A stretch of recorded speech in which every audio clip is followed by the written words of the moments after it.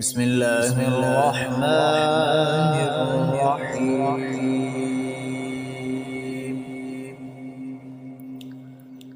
وقل جاء الحق وزهق الباطل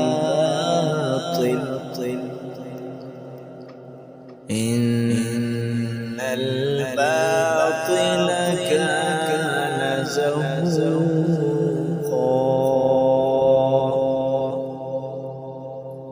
وننزل من القرآن ما هو شفاء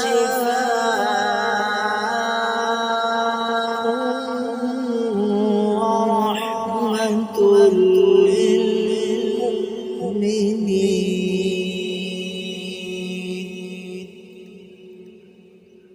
ولا يزيد الظالمين إلا خسارا.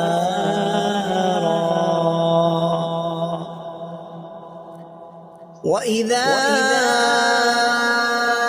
أنعمنا على الإنسان أعرض ونأى بجانبه وإذا مسه الشر كان يئوسا. قل كل يعمل على شاكلته فربكم أعلم بمن هو أهدى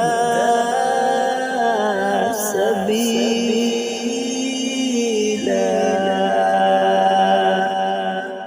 صدق الله.